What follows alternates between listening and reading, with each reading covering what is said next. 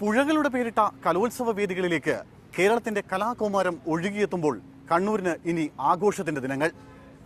ഏഷ്യയിലെ ഏറ്റവും വലിയ കലാമാമാങ്കത്തിന് പ്രധാന വേദിയാവുന്നത് പോലീസ് മൈതാനിയിലെ നിളയെന്ന് പേരിട്ട ഈ വേദിയാണ്.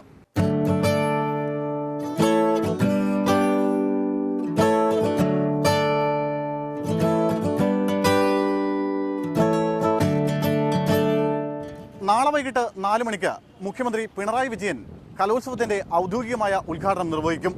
ഗായിക KS ചിത്ര മുഖ്യാതിഥിയായിരിക്കും. തുടർന്ന് ഈ വേദിയിൽ ഹൈസ്കൂൾ വിഭാഗം വിദ്യാർത്ഥിനികളുടെ മോഹിനിയാട്ട മത്സരം നടക്കും.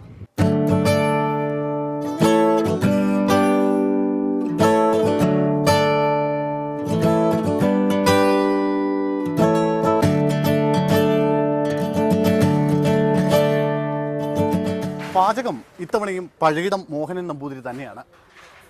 7 ദിവസങ്ങളിലായി 1,70,000-ഓളം പേർക്ക് ഭക്ഷണം ഉണ്ടാക്കേണ്ടി വരുമെന്നാണ് ഏകദേശ കണക്ക്.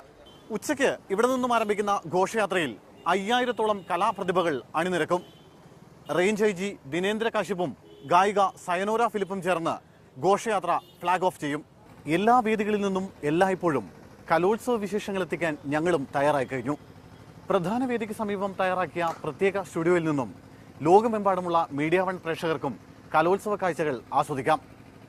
ക്യാമറാമാൻ ഷിജിത് കണ്ണൂരിനൊപ്പം Sunil Isaac, team Media one.